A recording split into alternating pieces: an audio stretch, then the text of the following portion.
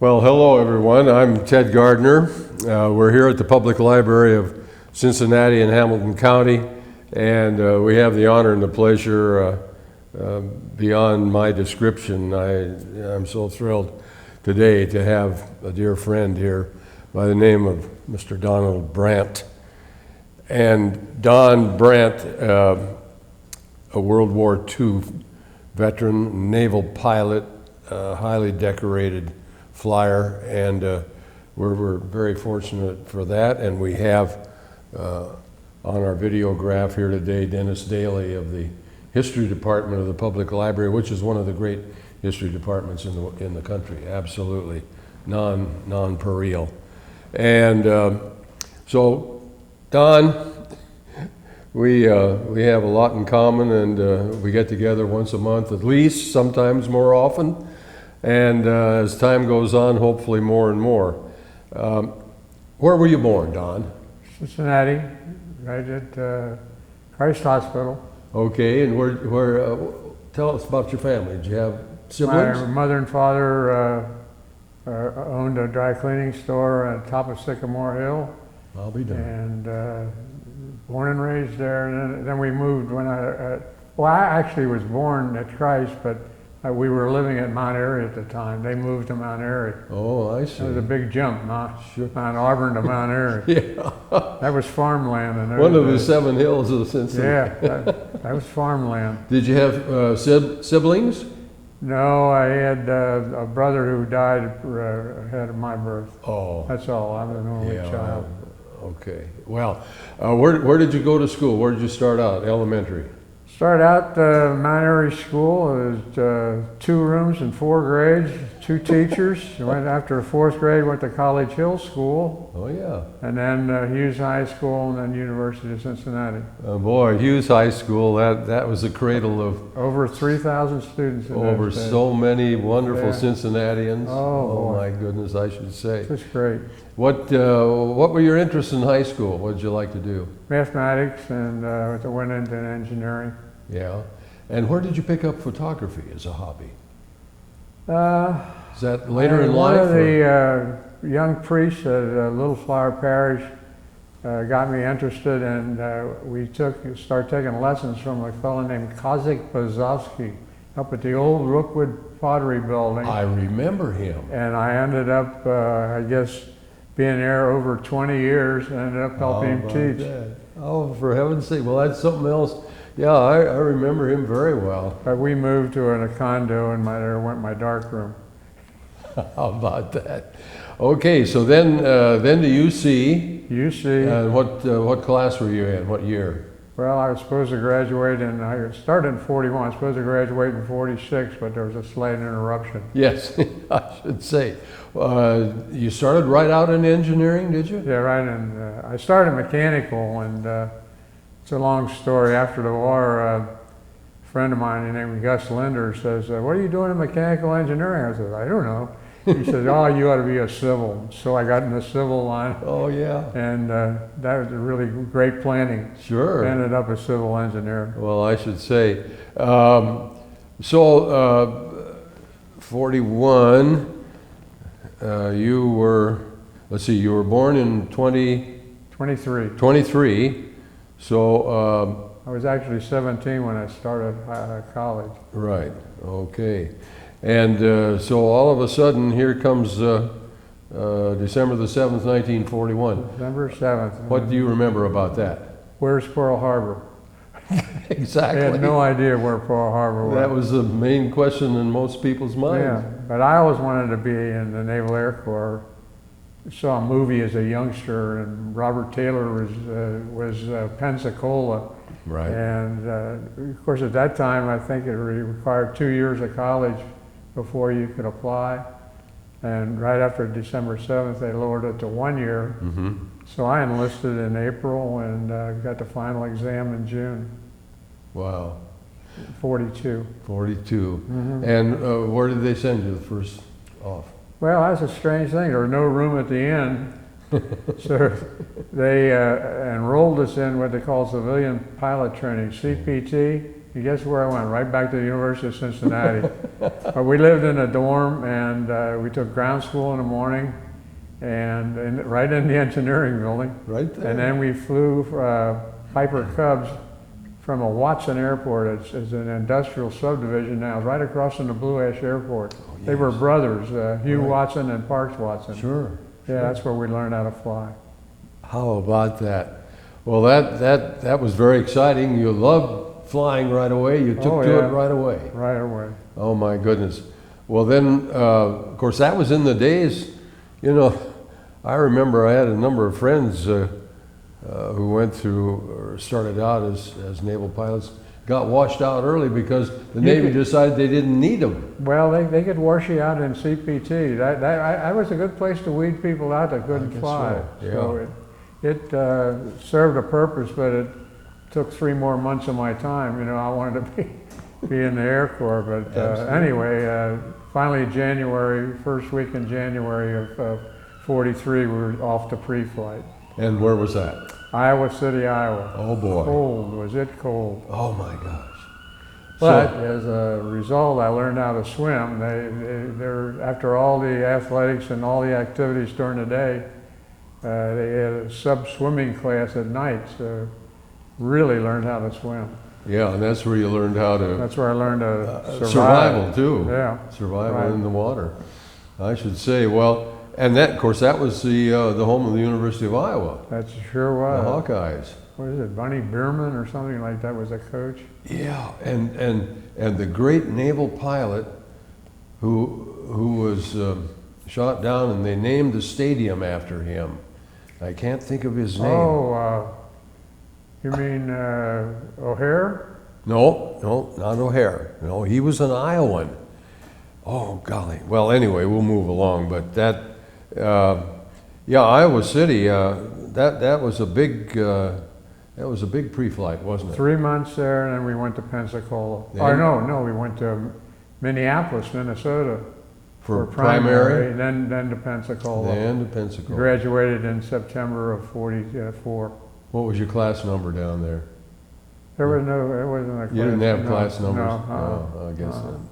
So you graduated in 44, got your Wait a wings? minute, 43, I guess I 43. graduated. Sure, 43, yeah, Okay, 43. oh boy. Time flies when you're having fun. I'll say, especially when you're flying. Yeah, it was 43, September, and then we off to operational training then. And that was, in Sanford, Florida, and that's where we flew fleet planes, the F-4F, that's what we started with, Wildcats. Wildcat. Yeah. And That was the first where time there was not an instructor behind you. right. You're just in there on your You're own. on your own all of Yeah. a sudden. Right, This is the nobody to tell you what to do or right. push or pull. This is the real world, buddy. Yeah, there we're off. we Is that go. where you learned carrier landings and takeoffs? With field carrier landings down at Sanford, and then we went to the Great Lakes. There were 2 carriers on the Great Lake, the Wolverine and the Sable. Yep. I landed and made, I think, either 6 or 8 landings on the Wolverine. I'll be done. And then home for Christmas in January, first week in January, over to Pearl Harbor. And I Wow. finally found out where it was. What? Got your feet on the land over there, huh? We ended up as replacement pilots. Now, how did you get out there? You left from where? I San think we Diego? went out on an oiler. It's just about 8 or 10 of us, and we were aboard this oiler. It took us about 5 or 6 days. Yeah, right. And we were in a great big, huge replacement pool. Okay. And luckily, if you got assigned a low number, that means you were on a big carrier. Sure. So we were Air Group 2. Oh boy. And I didn't until lately, I read a book by one of the fellows that was the operational officer of Air Group 2, Butch Voris. He was the founder of the Blue Angels. Yes. And when I read his book, I found out why we were replacement pilots. These people were training, in Air Group training since April of 43, and all of a sudden, without going to sea, they needed replacement pilots. Well, Wow. they needed pilots out in the Pacific, worst way, so they just took about 15 or 20 of their pilots right out of the squadron and said, you're going to You're replace. fighter pilot. Yeah, they went out to Essex, or not the Essex, but the Enterprise and other carriers out there. So they needed replacement pilots, and here we showed up.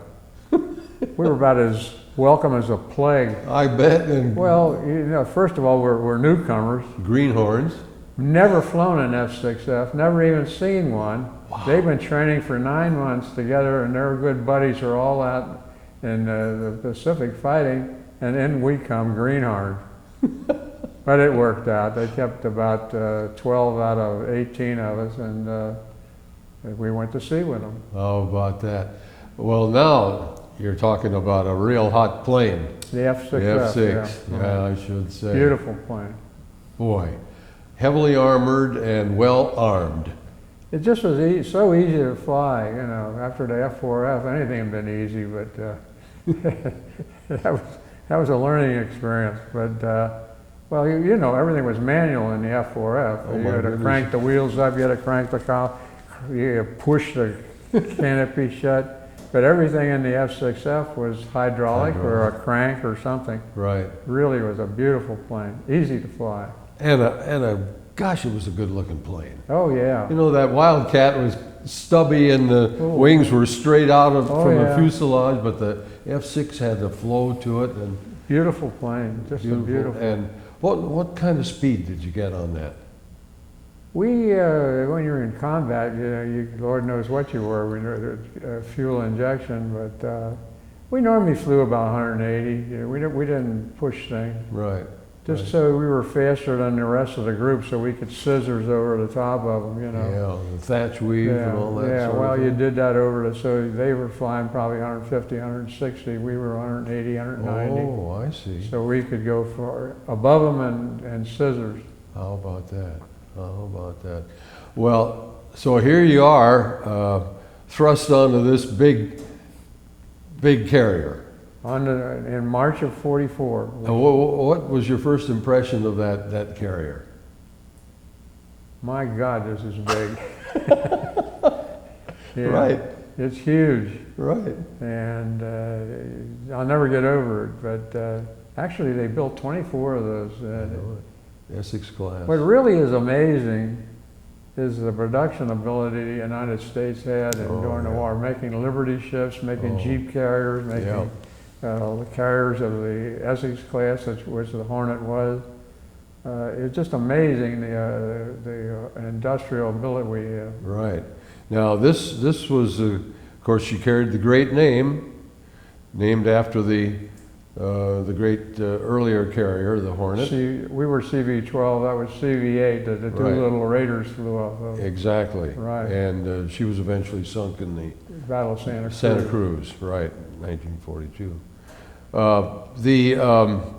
Being on a big carrier like that, and of course, I was on a small carrier at that time, and having been transferred from a much smaller boat, but aboard a Jeep carrier, we only had about a complement of about 400. On a big carrier like that, 3,000. 3,000. Just Well, the imagine. bigger ones now got 6,000, 6,500. Oh yeah, It's like a city. and you can compare the Essex class with the big nuclear class today. Yes. 4.5 acres of flight deck. Just Yeah. imagine. But tell us now something about that flying off that carrier. Well, it wasn't, it wasn't as hard as you think, there's plenty of room, plenty of deck, plenty of airspeed, so we didn't have any trouble getting off, and we'd practice carrier landings on a small carrier up at the Great Lakes, so this was like landing on a great big field. But when I say it was easy, I'm kidding you. It was not easy. No, not at all. But it could be done, let's put it that way. Sure, and if you were in a rough sea, even a big ship like that was very, very susceptible to the... Up around Iwo Jima, they had problems because of the heavy seas. Right. And well, you crack a few planes up it, and I don't think they lost anybody. Oh. So you were flying in the Iwo Jima campaign? After I got back from the submarine, I did, yeah. Okay. Oh, now that's what we've got to get into. I was just telling Dennis a little bit about your experience. So let's back up a little bit. the prelude to your being shot down? Yes. Shot down, and you had to ditch, did you? No, I bailed out. You bailed out? Yes. Oh, okay, all right. So tell us about that. Well, Where were you and how did it happen? I was in the wrong place at the right time. I had 12 missions already, and the fellow I flew with was ill, so they put me with the new air group commander. He was a torpedo pilot, so they put me flying wing on him. And this is my 13th mission. You may not believe this, but I'll bring my logbook. Plane 13 on June 13th, and we were flying at 13,000 feet. Oh my gosh. And anyway, we were coming into Guam, and prior to making our strafing run, and I could see some puffs of AA up in front, and all of a sudden a huge explosion, and I ended up 50 or 60 feet above this guy I was flying on. He ended up a 4-star admiral. He said, the next thing read, he said, you were not on my wing. He said, you were 50 feet above me. And then they started hollering, you're on fire, so you better bail out. Well, so the flak, it was Yeah, the flak that blew you up like that? 5-inch shell, yeah. Oh my gosh. And you never wanted to be captured by the Japanese, so I didn't pay any attention about bailing out. Took all the straps off and opened the canopy and pushed over as fast as I could go to get out of there. And they kept hollering, bail out. And do you know how when you ride an automobile and you go over a bump, like this, and you leave the seat? Yep. I gave one last push. I was wondering how I was going to get out of there. Gave one last push, and I flew right out the top of the plane. And so all they had to do is pull the ripcord and come down. Well, and you were free. You didn't hit any part of the plane or anything. But wow. I don't understand why they didn't. Maybe they did. If they could hit a little plane up at 13,000 feet, I can't imagine how they didn't hit me coming down in a parachute. But they didn't. You think they were firing at you? I don't know. They sure were firing at me in the water, but I mean, I don't know why they didn't fire at me coming down. Maybe they did. I don't know. All right, so now here you're coming down in the parachute, yeah. And you're guiding yourself down a little bit, were you? Trying to get out as far as I could get away from shore. Had you inflated your Mae West by that time? No, not till you hit the water. Not till you hit the water. Okay. Yeah, I got out of I got all tangled up in the chute because they had a strap going the wrong way under there, and I broke my ribs over here. Oh my gosh. It was going underneath, the riser was underneath one of the straps. So I had a devil time getting out of that chute, and when I did, I lost my raft and backpack. I lost everything. Oh my God. All I had was a Mae West, but that was enough. Yeah, that kept you buoyed up. I learned how to swim in Iowa. Sure. So I broke my the dye marker, and the planes above me could see that I was okay. What color was the dye marker? It's that real translucent yellow green, Oh yeah. It just makes a mark in the water. It's unbelievable. Very, very noticeable. Right. So anyway, I was in the water for about 2.5 hours swimming. Now you were off Iwo Jima then? No, that was Guam. Guam. You were off Guam. Yeah. Could you see land? Oh, right next to land, yeah. It sure was. Oh, gosh. But, they were shooting all the time, but they couldn't see me too well. And then after 2.5 hours, a friend of mine now, a great friend now, a dive bomber pilot come by and dropped me a raft. Oh, you did? Oh. And I got into the raft, and now I got a nice yellow raft they can pick out. So they were doing quite a bit of shooting. Was he from your squadron? Yeah, He's off the Hornet? Off the Hornet. How about that? And he dropped me a raft, and I guess it was another couple hours in the raft. That's 2.5, no, maybe about 3 hours. All of a sudden this periscope starts coming across the horizon. And we were briefed on this the day before, and we just laughed, they're gonna, if they have to submerge, because of fire, enemy fire, they'll put the periscope up, and you grab hold of the periscope and they'll pull you out. And we just roared, Sure. There was the periscope. I missed it 3 times. I didn't tell you, one hand was shot up. Oh. So I only had one hand to work with. And they come at a pretty good clip. because if they don't, they're not maneuverable. There's coral reefs down there, and he has to guide this submarine. So And also a target. as soon as you get off to the side, it's gone. It Oh, zipped boy. by. So I missed it 3 times. But the fourth time, I let it hit me, and I grabbed hold of it. And it's bigger than you think. It's about that big around, and Right. greasy as can be. So So I got a rope around it, and then wrapped it around my one good hand, and then just held on. It pulled for an hour. an hour, and you were in the water being pulled I by, was at 6.5 hours altogether. but you were being pulled by a submarine. Pulled by a submarine. He was going the right direction. He wasn't going towards the land. He was going out. Oh my goodness sakes. Then he surfaced, and it's very strange that I got a phone call from a fellow named Bill Barr, and the name of the skipper of the submarine was his next door neighbor when he was growing up as a child, and so that's how I got to know Chicago. Bill Barr. Yeah. Is that so? Yeah, that's how I got to meet him. That was before you came back to Cincinnati. No. That was just recently, Yeah, that's what I mean. Just the last. I mean, you did several all months. this before you Yeah, the last. met several him months. before you came to Cincinnati. back. No. I just met him, a year or two ago. Yeah. Right. Isn't that amazing?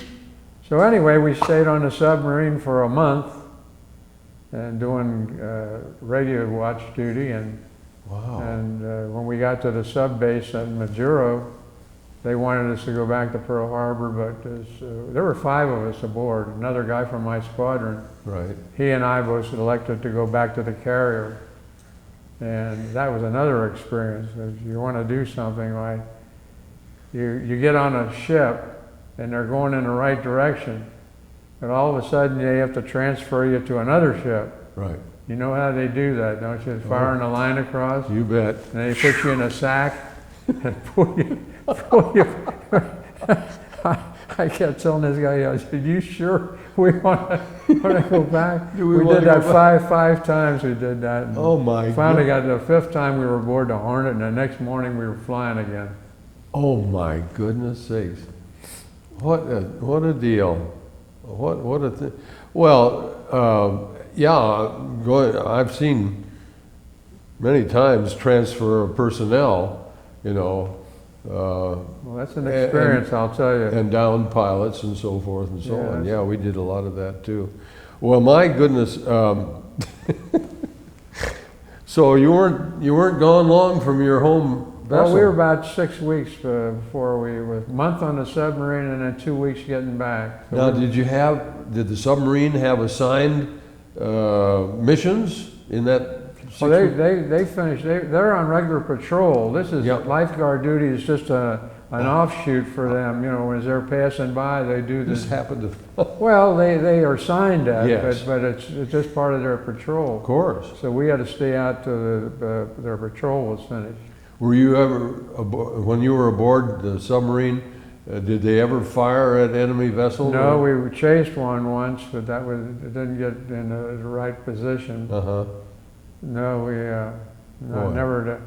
You were blessed. The good Lord was really looking Oh, over he was you. sure with me, yeah. Holy smoke. After we got back, I flew another, get this, another 13 missions. Did you At really? 26 total. 26 total. And came back home. And then the air group reformed. Yeah. And the next time we were fighter bombers. I flew Corsairs then. Oh, you did? Second time out, I yeah. didn't know that. Oh my God. Second time. Where were you flying the Corsairs from? Well, we flew in training, Washington and California, and then we went again to Hilo, Hawaii, and then we were transferred for, I think it was 6 weeks or 2 months, we were on Saipan. Oh. And I didn't know it at the time, we were going to be part of the invasion fleet. Uh-huh. And we were right next, Saipan, of course, was right next to Tinian. Of course.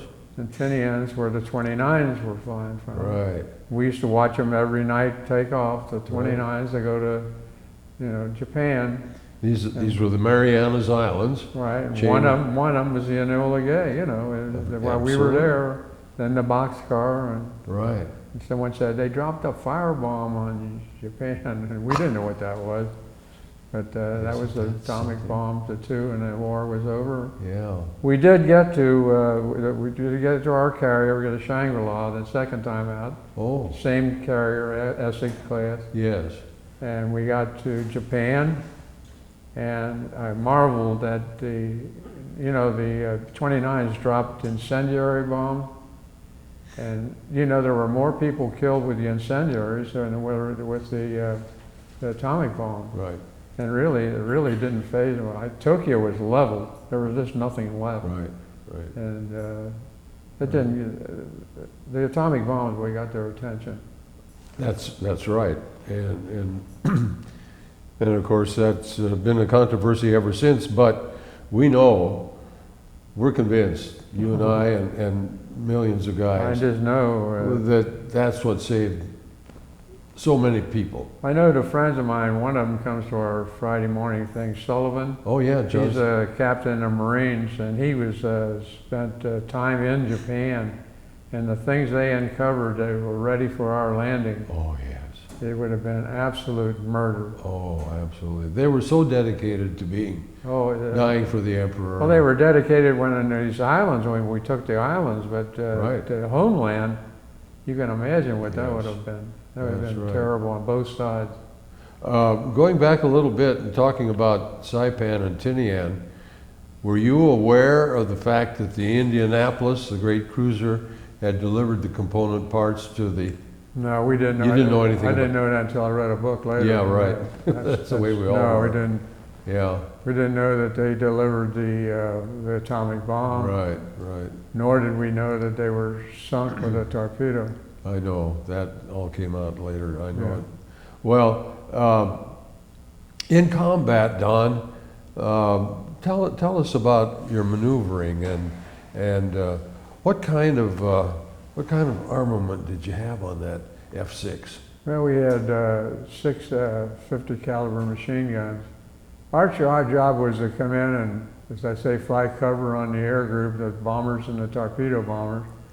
And then we'd go in strafe, come out, climb, and cover them on the way out, so enemy fire. So that was just a job. It was just a job. That's what we had to do,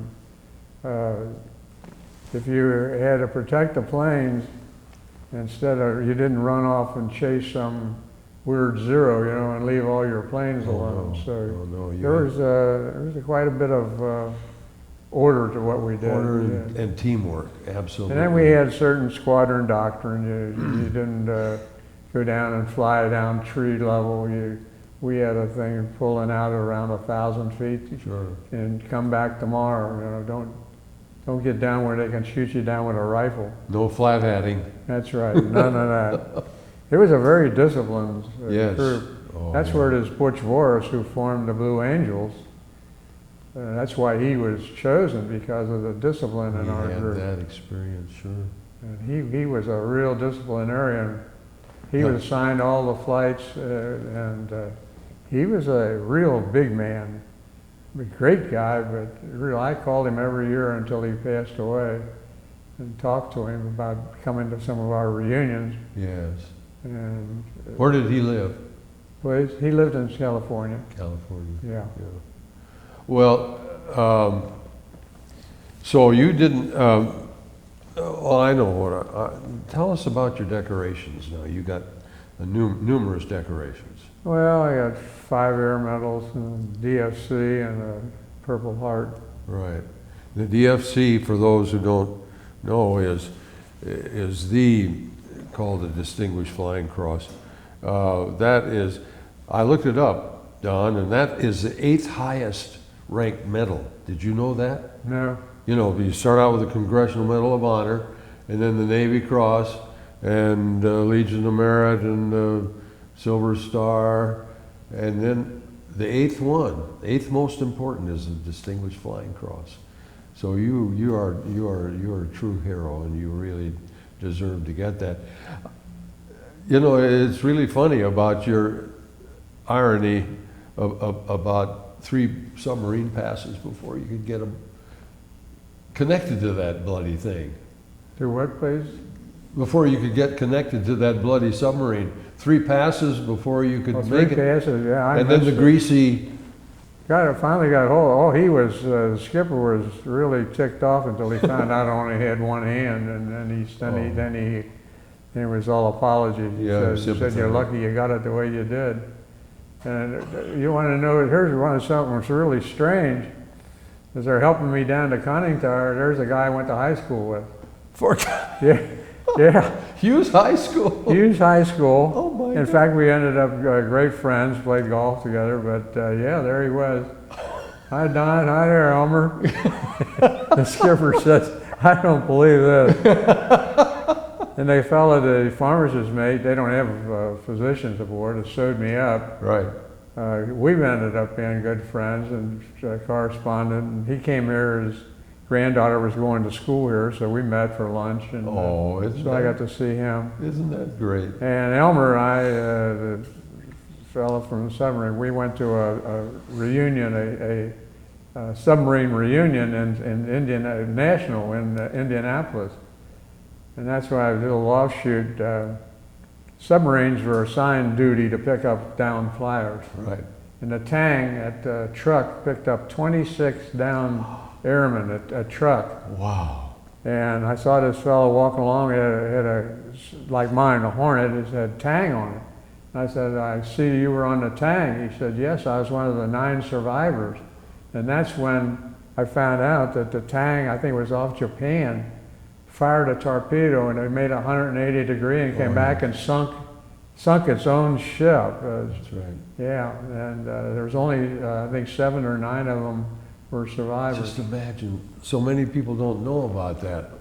But they saved 26 downed aviators at truck. Good heavens. You could walk on the anti-aircraft there.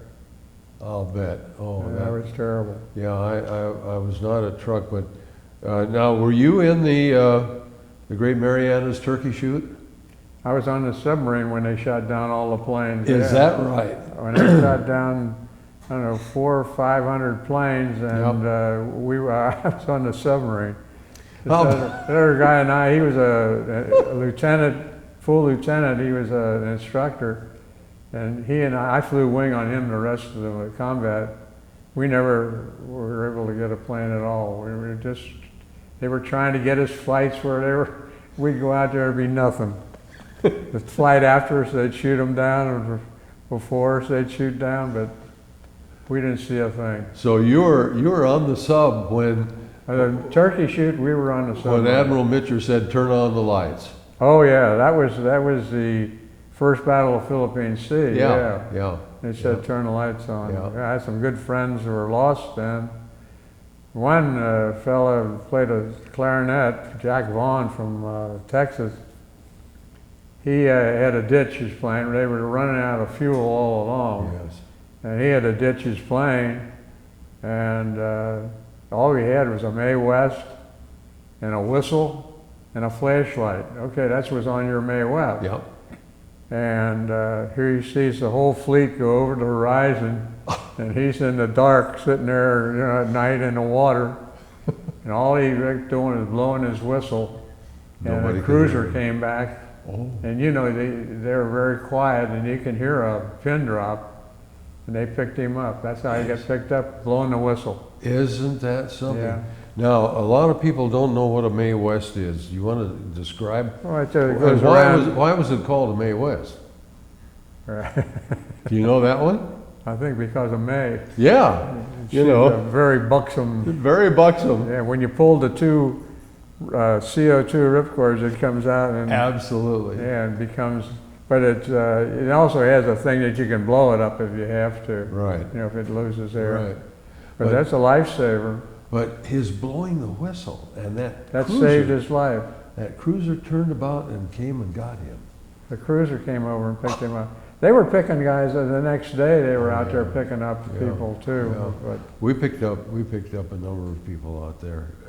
But that was the most amazing thing, because if you don't know what we're talking about, it was the first time it had ever happened in wartime, and that was well, see, people weren't trained for night carrier landing. no.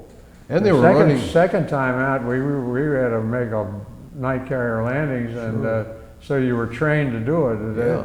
They were landing on top of each other. They were doing everything. Plus the They fact were they were running out of fuel. running out of fuel, and they couldn't Yeah. find their home ship, and well, anyway, more about you, and that's the important thing.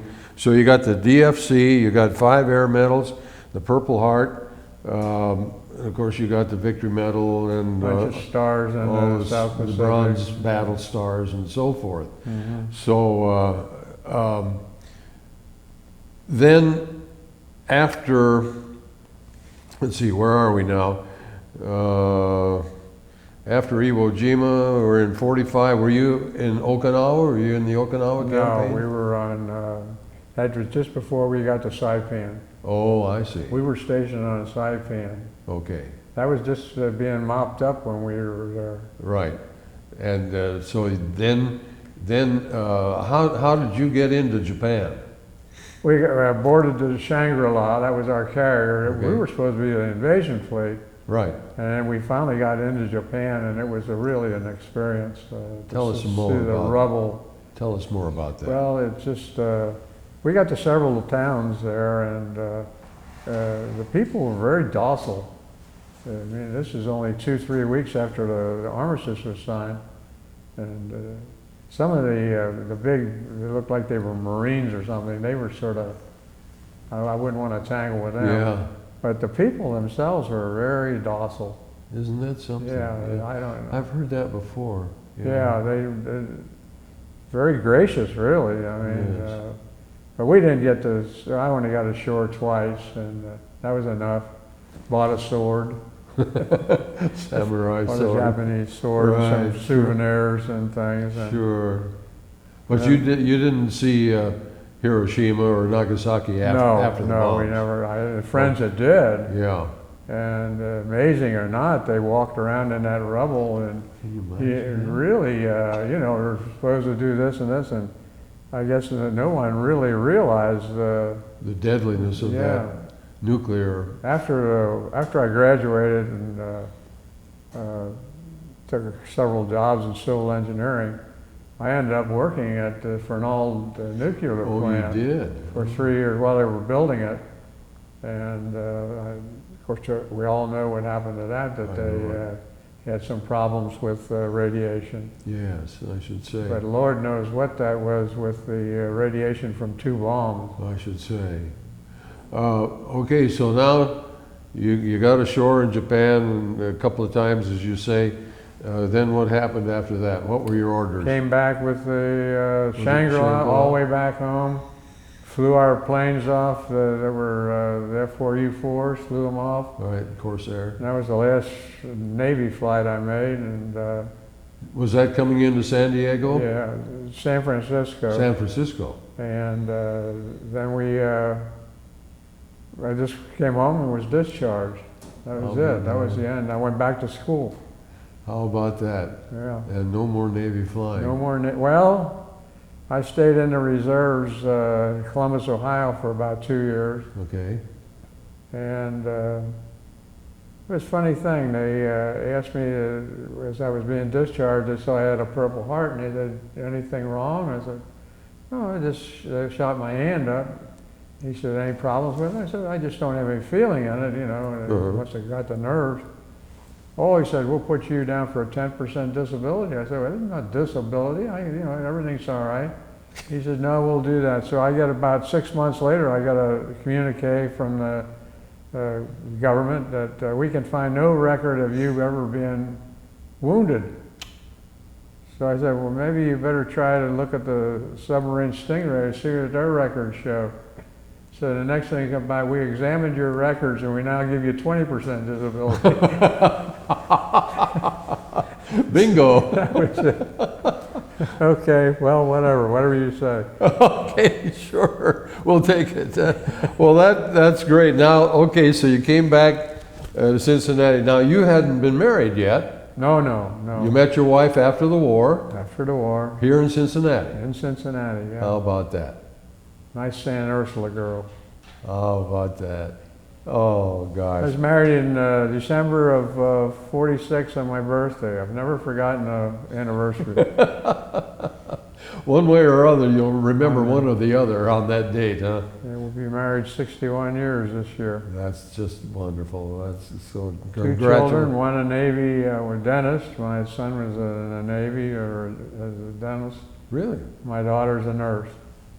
Oh, that's just remarkable. Well, now you decided, of course, you'd had some college, and how much more time did you have to get before you got your degree? Well, I started back in January '46 and finished in '50. Okay. September of '50, and just followed construction all my life. Sure, sure. Highway construction and site development.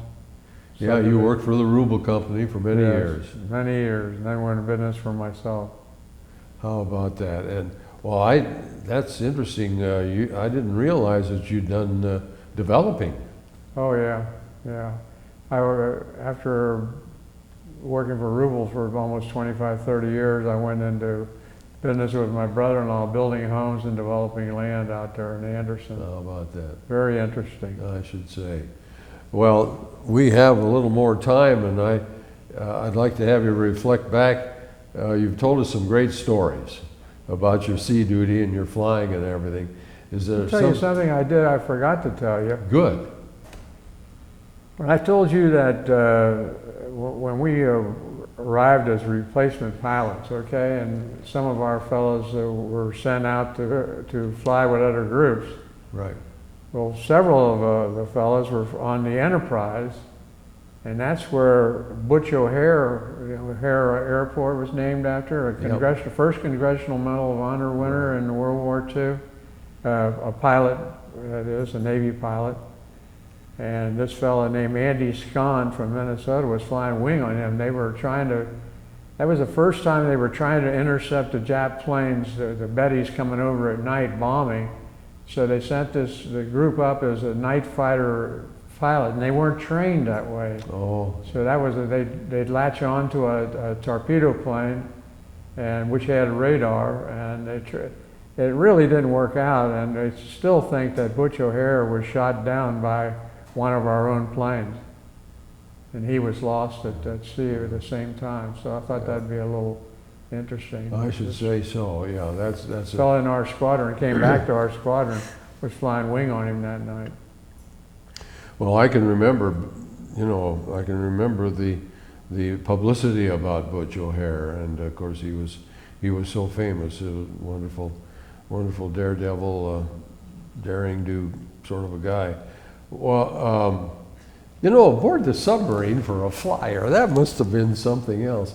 How about the accommodations aboard that Stingray? Very, very tight. The first night aboard, they didn't know where to put me, okay? So they opened a cot up into the forward torpedo room, and I was right next to one of the huge torpedoes, Of course, I was still groggy from when he was sewing me up, and the next day they put me into a room with some other lieutenant. He was a former chief, made Lieutenant JG, and they put me in with him, and he taught me how to play cribbage. Oh boy. But we had to stamp radio watches. Yeah, no, that must have been interesting. Oh yeah, well it was decoding. They'd put a different tumbler in this typewriter every day, and they'd send you a whole bunch of garbled messages, and you type in the right there, code, and out would come a message. I'll be darned. So it was interesting. At night it was something really important. Then you had to wake up the skipper and make sure. He gave me a pair of shoes and pants to wear, so Well, that's right. You'd lost all your clothes. Oh, I had a flight suit, and they all took everything we had. They took, as souvenirs. Oh, they did. Except my Mae West. I kept my Mae West. You kept your Mae West. Yeah.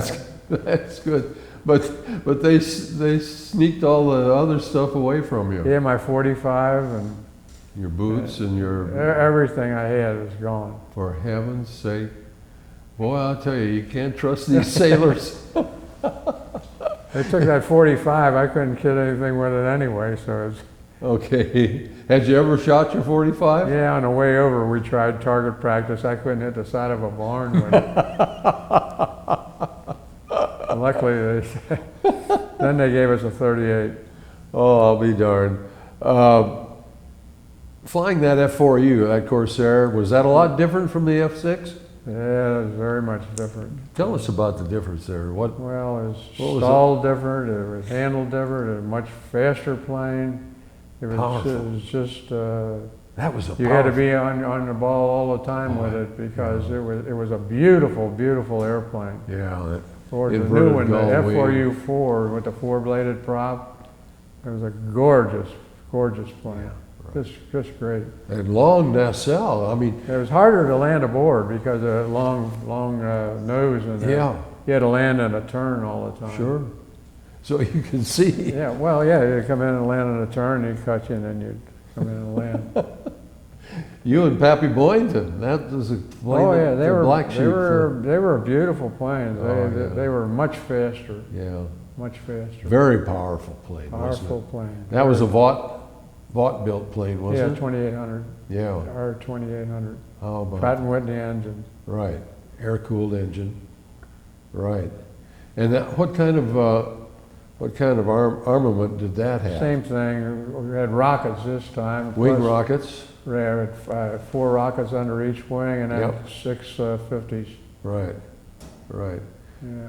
Well, that's about what we had on our TBMs, you know. We never got into combat with the second time out. We I were see. on Saipan. It's still a war zone, but we But you were on patrol and weren't into any observation. combat. Right. Well, that. Although the war was still going on out there. Sure. But, Sure. Well, you know, we were expecting to be going back out again. well, we were going to be the invasion fleet. I didn't know that. No, but that's what the what I plans figured were. out after it was all over with what we were going to Sure. do. And And all the Essex class carriers would have been right there. everything. They were just amassing just a whole Wow. army. It's been unbelievable. Right. Right. Well, the what you were shot down with was from land fire, wasn't it? Yeah, It was not from aircraft. No, anti-aircraft. Right. Anti-aircraft fire, and the flak, and that exploded, and that's. Did you ever what- think what a little plane looks like 13,000 feet from the ground? Good heavens, like a I speck. understand he got Hirohito's gunnery medal, Oh, really? the Japanese. I mean, he had to, it's hitting me up there. Oh my goodness! Well, just amazing, Don, what you went through, what you accomplished. But you know what is so great, and you brought it up just a little bit about the material and the war effort and the mass production of this country, and how everybody was behind us out there. It's a lot different today. Isn't it though? Sadly so. I Sadly. don't want to get into that, but it's No, I know. altogether different. Yeah, the philosophy, the mindset, everything is different. The development, and of course the F6F, Grumman built, and what Grumman did through the war. Well, torpedo planes, fighters, you know, he's just unbelievable, his contribution. Yeah. Which Voris, incidentally, that founded the Blue Angels, ended up working for Grumman. Is that so? Yeah. Yeah. And that's have you seen the Blue Angels in Oh, yeah. exhibition? Yeah, I've seen them. Yeah. Just got an email that, once again, San Francisco doesn't want the Blue Angels to fly in their next Can you exhibition because it's a war. imagine that? It's hard. So And you know, the University of Washington in Seattle, yeah. what they're See, the Hornet, the USS Hornet's a museum now in Alameda, Cali. They closed the naval base there, Right. Air Corps base. right.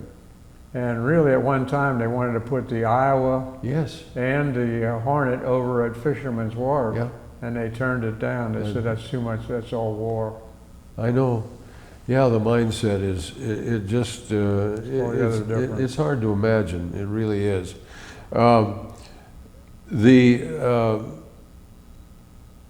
a number of fellows, of course, stayed in the reserves, you know, and flew peacetime and so Well, I forth. had to get out because of my disability. They didn't, Right. yeah. That was the thing that I would have stayed in, and a lot of them went back to Korea, in Korea. I know. And a lot of the fellows that come to our reunions, you know, were in Korea. Oh, absolutely. Yes, and of course, the great... They're still flying prop planes in Korea. Yeah. F-4U was a ground support plane in Right, Korea. exactly. Beautiful plane. Oh, that was a beautiful plane. Well, the one that they're working on out here at our Tri-State Warbird Museum, that's going to be beautiful when that is finished. That is, but that's the older model. That's the old 1D. Yes. Were you out at the when they had the flyby with the F-4U? Yeah. That was an F-4U-4. Yes. So that was They brought that in a lot different. to do the show. Well, I understand. Yeah. Next month is our Hornet reunion. It's going to be here in Cincinnati. Yes, we're looking forward to that. Yeah. Well, that's just wonderful. We tell us about your family now. You mentioned your son and your daughter. Your daughter's a nurse. My daughter's a nurse. And your son was a Navy. Deaconess Hospital. My son's a dentist, and he spent 2 years in the Navy. How about that? Are they both here in town? Both in town, yeah. We're all 5 minutes from each other, Yeah. right in White Oak. You're lucky. Yeah, we Yeah. are too. Our family's that way too. They play golf together. Oh, isn't that great? That's great. And did your son serve? 2 years in the Navy. Did he serve overseas? No, in Lakehurst, New Jersey, Oh yeah. where the Hindenburg Sure, the blimp base. came down. How about that? How about that? Well, we're winding down our time here. Any other reflections that you would like to expose us to? I'm sure there are a million stories, and you'll probably think of something later on. Go on. I know.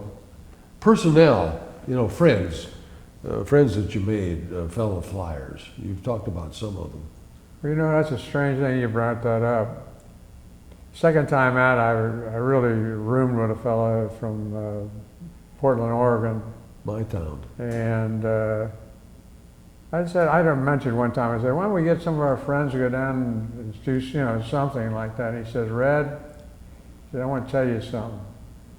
You've got a lot of acquaintances, but your true friends are few and far between. And I've always thought of that. Yes. You think you're friends, but real friend is, That's right. They're few and far.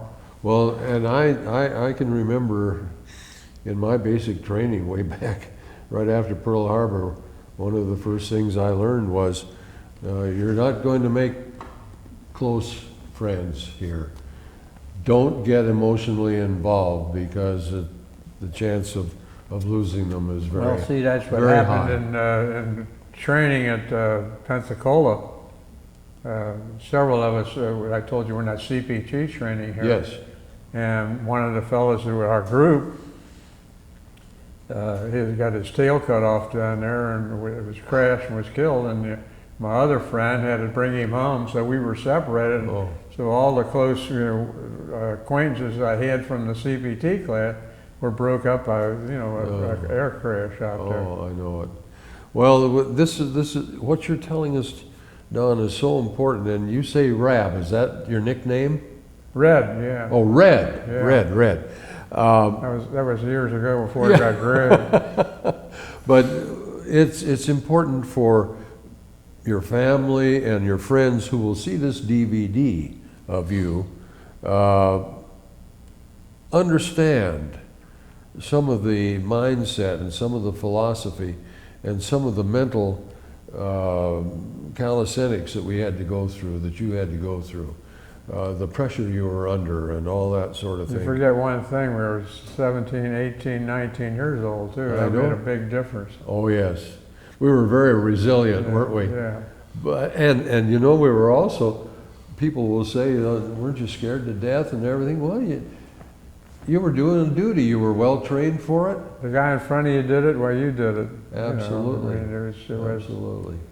We're going to be Well, left out. This has just been wonderful. This has been an exceptional experience to have you here and tell us about this. And the way you express yourself and everything, compassionately and so forth. And we thank you for that, Don. We thank you for what you did and what you continue to do as a citizen of our great community here, and your family and your friends, and how many people admire you who've known you. And I feel very, very lucky to have made your acquaintance in the last 2 years. We have a good group on First Friday. Isn't that wonderful? Now, see, you don't have to call me. I know you don't. Save a phone call. Okay. Folks, we've had this great time with Don Brandt, and it's just been a wonderful experience. We know that you're going to enjoy this DVD. A copy of it will go to you, a copy at the library here in the archives, and a copy to the Library of Congress archives.